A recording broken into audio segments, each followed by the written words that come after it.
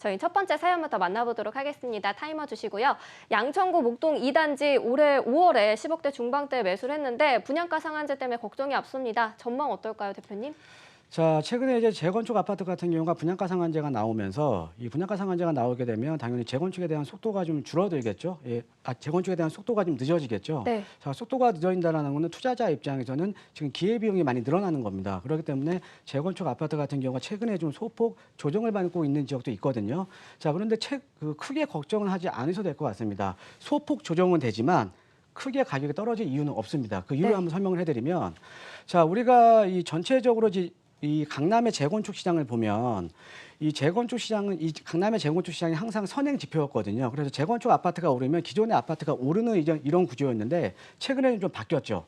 재건축 아파트는 소폭 조정을 받고 있고 신규 아파트는 가격이 올라버리고 있잖아요. 네. 그러니까 어떤 의미냐면 재건축 아파트 가격이 많이 떨어지기 위해서는 전체적으로 가격이 다 떨어져야 되는데 새 아파트가 지금 가격을 지지를 해주고 있다는 거죠. 그래서 소폭 조정 가능성은 있지만 큰 폭으로 가격이 내리기는 상당히 어렵고요.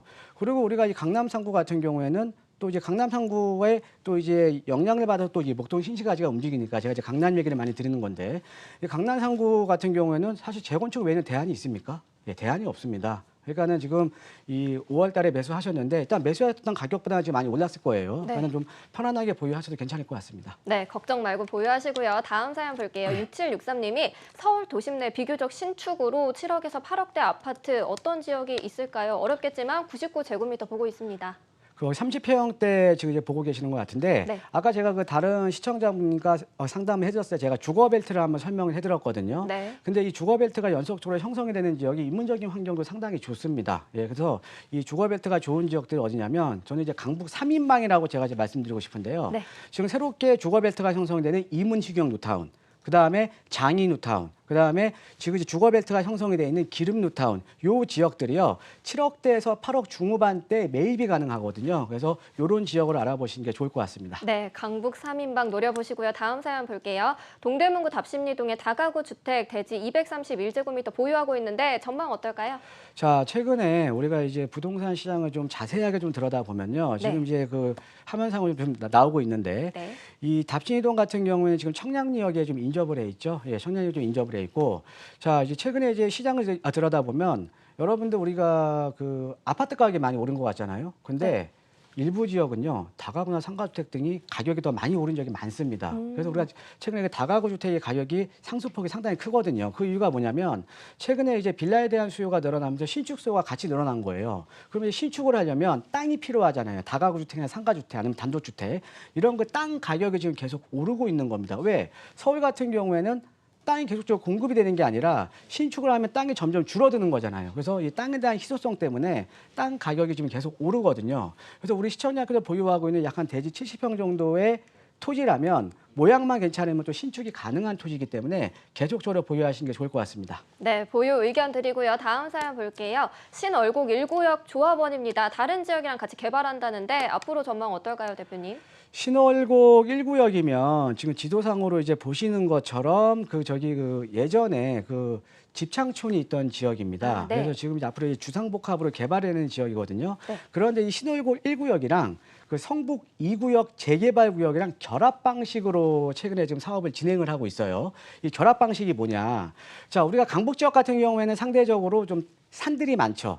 뭐 북한산이나 산들이 많잖아요. 네. 산이 많은 지역들은 고도 제한이라든가 이런 어떻게 보면 규제가 상대적으로 심합니다. 그래서 우리가 고도 제한이 걸려 있는 지역은 이 재개발을 하더라도 그 지역의 용적률을 다 못 찾아먹는다라는 거죠. 그럼 용적률을 못 찾아먹으면 사업성이 떨어지잖아요. 그래서 이 결합 방식은 어떤 거냐면 남는 용적률을 다른 규제가 느슨한 지역에 줘서 같이 해서 이제 개발을 하는 겁니다. 그러면 어떻게 보면 규제가 느슨한 지역에 용적률이 더 높아지니까 사업성이 상당히 좋아지겠죠. 그래서 사업 수지를 맞추는 거거든요. 그래서 앞으로 강북 지역 같은 경우에는 이 결합 방식이 상당히 유행할 가능성이 상당히 높습니다. 그래서 우리 시청자 여러분들도 결합 방식을 한번 공부를 한번 따로 해보셔도 괜찮을 것 같고요. 자, 그래서 이 결합 방식으로 가면서 지금 신월곡 1구역 같은 경우에는 상당히 지금 사업에 대한 속도가 빨라졌거든요. 그래서 네. 계속적으로 보유하셔도 괜찮을 것 같습니다. 네, 보유 의견 드리고요. 다음 사연 볼게요. 강남구 대치동 성경아파트에 거주를 하고 있는데 살아보니 투자 가치가 있을 것 같아서 매수하려고 매수하려고 합니다. 언제쯤 매수하는 게 좋을까요? 자, 그 대치동의 그 대장주 중에 하나죠. 이제 네. 성경 아파트.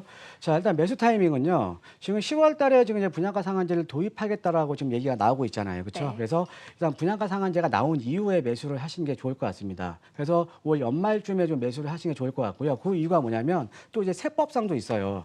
자, 우리가 아까 제가 말씀드렸듯이 그 양도소득세 같은 경우가 실거래가 9억 이상의 주택에 대해서는 장기보유 특별공제 80%가 2년 거주 요건이 내년부터 이제 적용이 됩니다. 그러면 2년 거주를 못했던 물건들이 또 올 하반기에 나올 수가 있거든요. 그래서 분양가 상한제 이후에 매수 타이밍을 잡으시는 게 좋을 것 같습니다. 네, 알겠습니다. 빠르게 다음 사연 볼게요. 강서구 가양동에 다세대 주택 매입하려고 하는데 전망이 어떨지 궁금하고 투자 금액은 전세 한 곳 3천이라고 합니다. 일단 매수 안 하시는 게 좋을 것 같습니다. 네. 그 이유를 한번 설명을 해드리면요. 자, 우리가 이 다세대 같은 경우는 아파트의 대체제거든요. 그래서 다세대 주택의 가격이 오르는 지역은 아파트의 가격이 높은 지역이에요. 자, 그런데 가양동 일대가 서울 도심 전체적으로 보면 아파트 가격이 최근에 많이 올랐지만 아주 높은 지역은 아니거든요. 그만큼 다세대 주택에 대한 가격 상승폭이 적다라는 거죠. 네. 차라리 비슷한 금액으로 아까 말씀드렸던 서울 도심 쪽으로 투자하시는 게 좋을 것 같습니다. 네, 알겠습니다. 이렇게 의견 드리면서 극한 상담 6번째 사연까지 보면서 마무리해 보도록 하겠습니다.